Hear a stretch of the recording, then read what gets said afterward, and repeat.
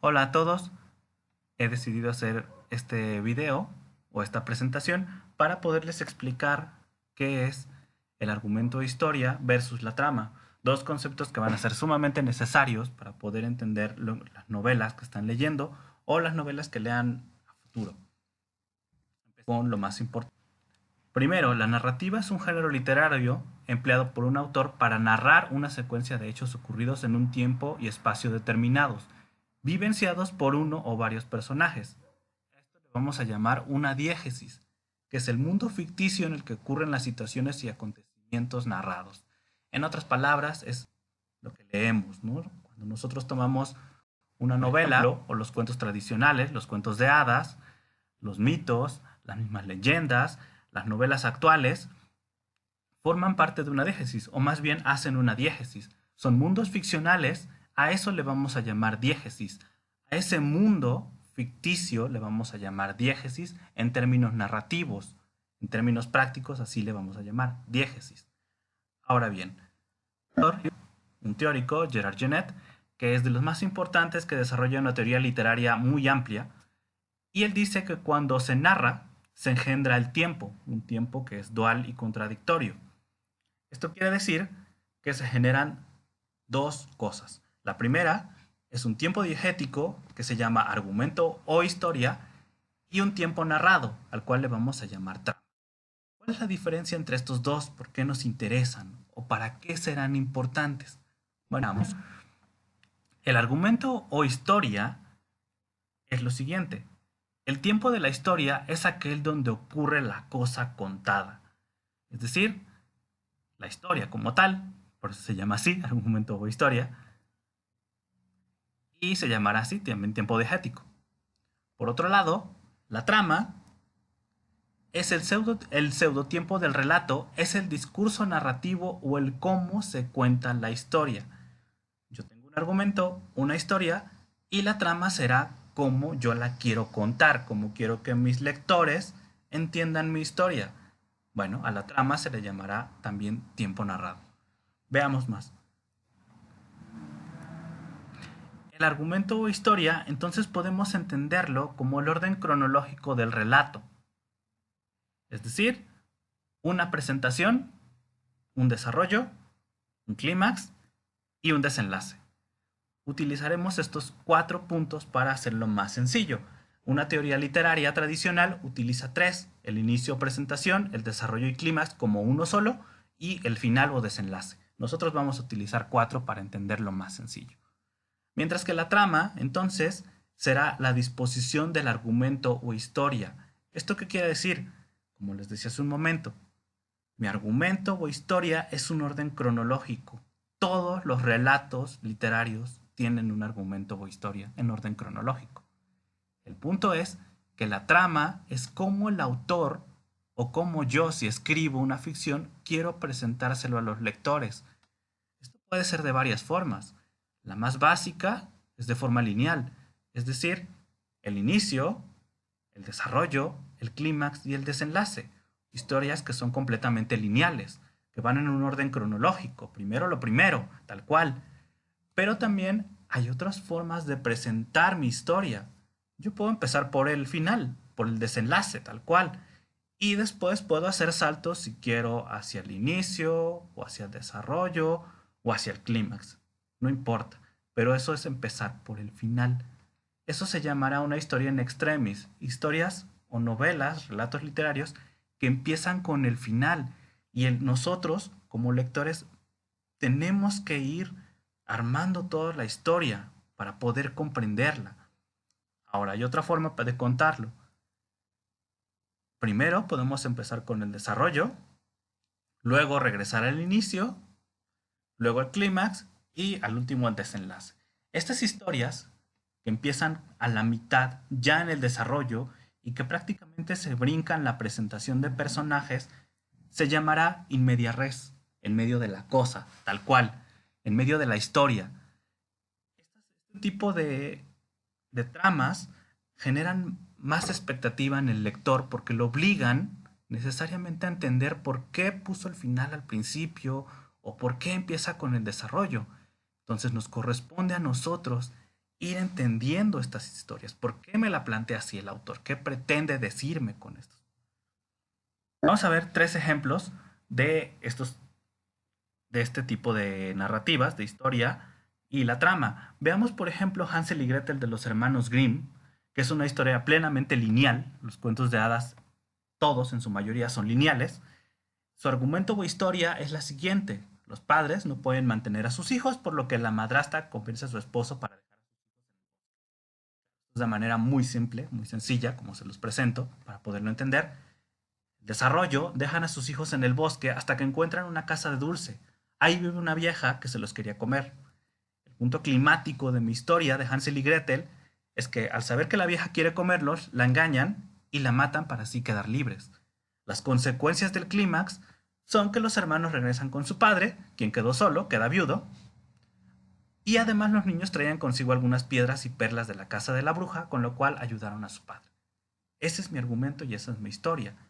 Lo que yo veo en físico, en la trama, en el papel cuando leo, pues es exactamente lo mismo. Va igual. Primero va lo de los padres, no pueden mantener a sus hijos, nos hacen la presentación, después el desarrollo, lo van a dejar en el bosque hasta que van a estar con la vieja unos días, posteriormente el clímax, la vieja se los quiere comer, ellos se liberan y al final regresan con su padre. Esto es una historia lineal. El argumento y la historia junto con la trama son iguales. Es una historia plenamente lineal. No hay ninguna alteración del tiempo. No se empieza ni por el final ni por lo del medio. Empezamos tal cual, por el inicio. Esa es una historia lineal. Ejemplo de El corazón del ator de Edgar Allan Poe. Su argumento o historia empieza cuando un hombre y un anciano viven juntos. No se establece qué tipo de relación tienen, pero el ojo de vidrio del anciano molesta al hombre. Esa es mi presentación. Ok. El desarrollo es que durante 7 noches el hombre intenta arrojar una franja de luz sobre el ojo del anciano para saber si está abierto, sin conseguir ningún resultado. Hasta que llegado el día decide usar una lámpara. El momento climático es cuando usa la lámpara y el hombre descubre que el ojo está abierto, porque en realidad no lo podía cerrar. Al oír el latido del viejo, el hombre decide matarlo. El cuerpo desmembrado del anciano queda bajo el piso. Llegan los policías porque un vecino había escuchado gritos. Al no descubrir nada, los policías se van. Pero el hombre, ante la desesperación de los latidos del viejo, confiesa su crimen. Y al final es cuando el hombre se encuentra confesando cómo sucedió todo una vez que ya ha sido aprendido. Esta es la linealidad, este es mi argumento y mi historia. Es la cronología del relato. Pero la trama, cuando yo lo leo en físico, cuando veo la hoja o el soporte que tenga, lo primero que pasa cuando yo leo es que el hombre se encuentra confesando cómo sucedió todo una vez que ya ha sido aprendido. Eso es lo que vamos a ver, lo que vamos a leer. Cuando yo empiezo a leer es lo que estoy viendo. El hombre está haciendo una confesión, ya está desde el juzgado. Y de ahí entonces irá hacia atrás para contarnos toda la historia. Ya está prensado, ese es el final prácticamente, y de ahí regresa al inicio, nos empieza a contar cómo llegó a ese punto. Y entonces ahora sí, regresa al primer punto, la presentación de personajes, el desarrollo y por supuesto el clímax. Aquí está una historia in extremis. Lo que nosotros leemos en el papel termina justo cuando él confiesa el crimen, pero la historia como tal empieza en el momento en el que él está confesando lo que hizo. Veamos otro ejemplo. En el caso de la Odisea de Homero, empecemos por la trama para ver un poco la diferencia. La trama, recuerden que la trama es cómo yo decido plantear mi historia. En este caso, la Odisea de Homero, el texto original, está escrito in media res, es decir, que empieza a la mitad del relato. Empieza cuando Calipso tiene preso a Ulises, el cual ya lleva varios años ahí, por lo que los dioses le permiten continuar su viaje, pero antes de liberarlo, Atenea convence a Telemaco, hijo de Ulises, para que emprenda la búsqueda de su padre. Posteriormente, Calipso debe liberar a Ulises por decisión de Zeus. Sin embargo, será encontrado por Náusica, quien se enamora de él. durante su estancia en Feacia, Ulises contará durante una fiesta las aventuras vividas en Troya. Ese es el punto climático, porque cuando Ulises cuente todas sus hazañas de Troya, es lo que le va a permitir salir y regresar a Ítaca. Entonces, esta narración que hace Ulises, cuando narra toda su travesía desde la salida de Troya y todas las peripecias que vivió, la lucha con Polifemo, el paso por Eolo, la sirena, su captura a manos de Calipso, en fin, toda esa travesía es lo que nos va a contar. Eso va a ser el inicio. Pero en nuestra trama lo vemos casi como el tercer punto. Y al final, Ulises regresa a Ítaca donde tiene que vencer a los pretendientes de Penélope. Los padres de los pretendientes quieren matar a Ulises, pero los dioses intervienen para detener la odisea de Ulises, dando fin así al largo regreso del protagonista. Ahí está. Vean cómo la odisea de Homero empieza in media res, empieza ya con el relato avanzado. Y entonces, posteriormente el texto tendrá que regresarnos la coherencia literaria y contarnos cómo se llegó ahí, que será nuestro tercer punto.